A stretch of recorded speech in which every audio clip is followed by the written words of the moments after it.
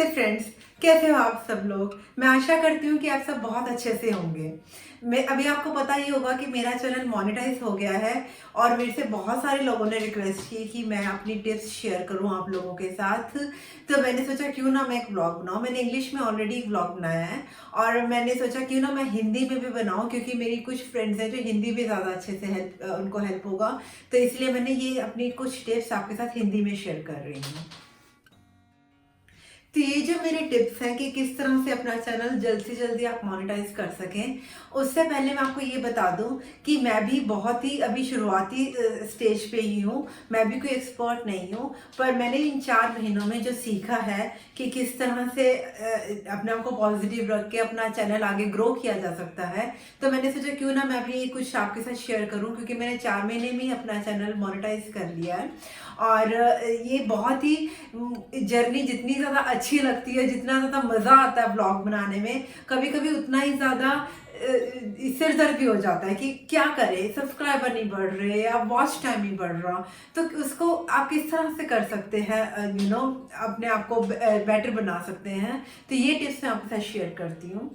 मेरी पहली टिप है कि आप हमेशा कॉन्फिडेंट रहिए, अपने आप पर भरोसा कीजिए। ये सबसे ज़्यादा ज़रूरी चीज़ है, क्योंकि जब भी हम व्लॉग बनाते हैं, क्योंकि मुझे पता है कई बार मैं जब व्लॉग बनाती हूँ मुझे लगता है कि नहीं, मुझसे नहीं हो पाएगा, मैं नहीं कर पाऊंगी, है ना, कि बापू तुमसे ना हो पाएगा। तो मेरे दिमाग में वो गैंग्स ऑफ वासेपुर का डायलॉग हमेशा चल रहा होता है कि अब बेटा तुमसे ना हो पाएगा। पर आप सोचिए कि बेटा आपसे हो जाएगा, क्योंकि ये कैमरा फेस करना भी हर किसी के बस की बात नहीं है। आप कर रहे हैं तो आप में अंदर कोई बात है, आप उसको कीजिए। बस आपको कुछ भी टॉपिक मिलता है, किसी भी बात पे नहीं भी मन है, कैमरा उठाइए और शुरू हो जाइए। उससे क्या होता है कि आपका एक आत्मविश्वास खुलेगा, आपको ऊपर अपने भरोसा करेगा, आपको करना आएगा। तो धीरे धीरे अपने आप ही आपका व्लॉग्स बनाने के प्रति इंटरेस्ट बना रहेगा। जैसे कि एक्सरसाइज का होता है, एक्सरसाइज आप जितने ही करते हैं आपको उतना ज़्यादा आपका इंटरेस्ट बना रहता है। आप एक्सरसाइज करना छोड़ देते हैं तो आपका एक्सरसाइज करने का मन भी खत्म हो जाता है। उसी तरीके से व्लॉग्स का है, आप जितना ज़्यादा बनाएंगे आपको उतना ज़्यादा आपको यूट्यूब का काम आएगा और उतना ज़्यादा आपका भरोसा अपने ऊपर बढ़ेगा और आप उतने ज़्यादा कैमरे को अच्छे से फेस कर पाएंगे। कई बार क्या होता है, मैं भी जो कंटेंट है मैं अपना व्लॉग हर रोज नहीं डालती हूँ, मैं एक दिन छोड़कर डालती हूँ। और कई बार मेरे लिए वो भी मुश्किल हो जाता है, क्योंकि मुझे कमेंट्स का जवाब भी देना होता है। जो चैनल्स मुझे सपोर्ट कर रहे हैं मुझे उनको भी वॉच टाइम देना होता है और नहीं टाइम मिलता है। तो आपके लिए ज़रूरी नहीं है कि आप हर रोज़ व्लॉग डालें, आप एक दिन छोड़कर व्लॉग डालें जैसे मैं डालती हूँ। वो भी मुश्किल होता है तो हफ्ते में 2 व्लॉग डालें, या कम से कम आप अपने गोल बना के रखिए कि हफ्ते में 1 व्लॉग तो आप डालेंगे ही डालेंगे, चाहे वो जैसा भी हो। उस व्लॉग का करने का सबसे बड़ा रीजन ये है कि जितने ज्यादा आप व्लॉग करोगे, यूट्यूब आपको खुद लोगों की न्यूज फीड में आएगा कि हाँ ये नया व्लॉग आया है, तो आपका चैनल खुद प्रमोट होगा। अगर आप व्लॉग डालेंगे ही नहीं तो यूट्यूब उसको कैसे अपने न्यूज फीड में डालेगा। तो पहले आप अपना व्लॉग डालिए, ये सबसे ज्यादा जरूरी है। जैसा भी डालिए पर डालिए, चाहे हफ्ते में 1 डालिए, वो मिनिमम है कि हफ्ते में 1 व्लॉग आप डालेंगे ही, चाहे किसी भी टॉपिक पे डालिए। और उसी से आपका सब्सक्राइबर बेस भी बढ़ेगा और वॉच टाइम भी नेचुरली तभी बढ़ेगा। अब आते हैं सब्सक्राइबर पे।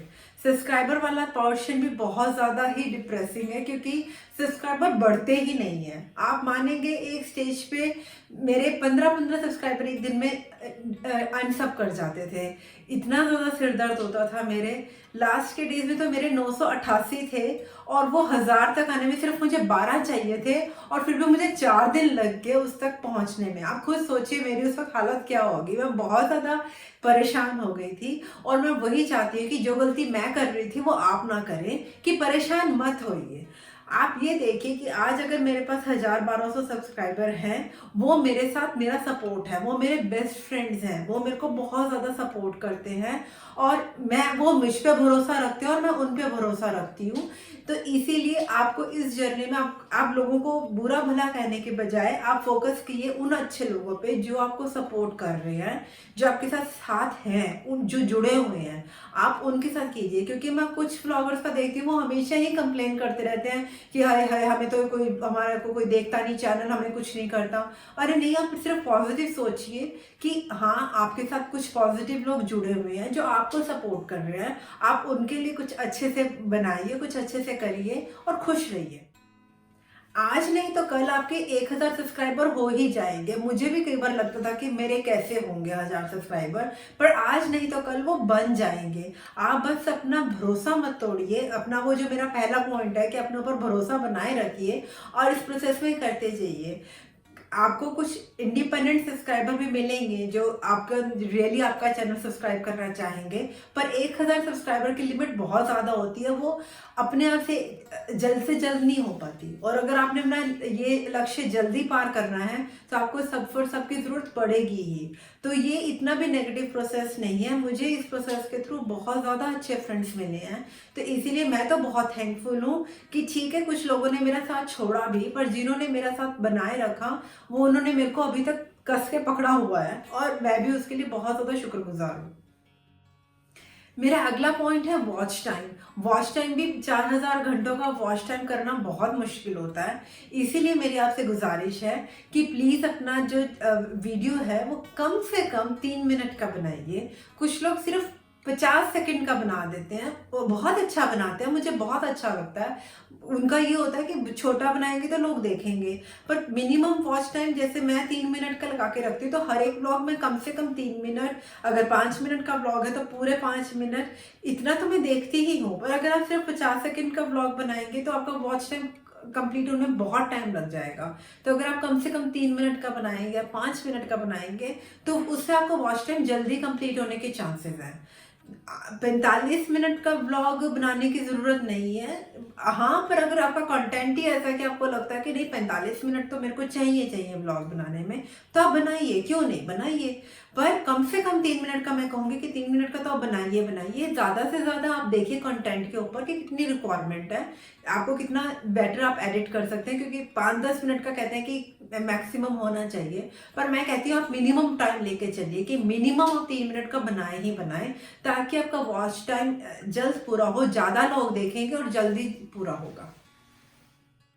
और इस फर्स्ट टाइम के लिए मैं आपको एक टिप भी देना चाहूँगी कि जब आपको कोई रेसिपी चाहिए होती है तो आप किसी स्मॉल यूट्यूबर के चैनल पे जाके देखिए। आप ऐसे यूट्यूबर पे मत जाइए जिसके ऑलरेडी 1 मिलियन व्यूज़ हैं, वो तो ऑलरेडी बंदा पैसा कमा रहा है। आप स्मॉल यूट्यूबर को सपोर्ट कीजिए। आपने कोई ऑर्गेनाइजेशन का वीडियो देखना है, आप किसी स्मॉल यूट्यूबर का देखिए जिसके भी 1000 सब्सक्राइबर नहीं हुए या कम है, अभी उसका मतलब कर ही रहा है ग्रो वो चैनल। आपने म्यूजिक सुनना है, टी सीरीज के बजाय आप ऐसे बंदे का, यूट्यूबर का गाना सुनिए जिसकी आवाज़ बहुत सुरीली है और उसने अभी भी शुरू ही किया है। आपके सपोर्ट से उसको भी सपोर्ट मिलेगा और आपके अंदर भी खुद एक अच्छी फीलिंग आएगी, और जिसे कहते हैं कर्मा, तो भगवान आपको भी आपका वॉच टाइम बढ़ाएगा। तो आप उसको हमेशा स्मॉल यूट्यूबर को ही सपोर्ट करेंगे, तभी एक दिन आपका खुद का भी चैनल ग्रो करेगा। और सही बता रही हूँ मैं ईमानदारी से, जब भी मुझे रेसिपी चाहिए होती है मैं छोटे यूट्यूबर के रेसिपी चैनल पे जाती हूँ, क्योंकि वो इतनी अच्छी रेसिपी, इतनी अच्छे टिप्स होती हैं जो मुझे बड़े यूट्यूबर पे नहीं मिलती हैं।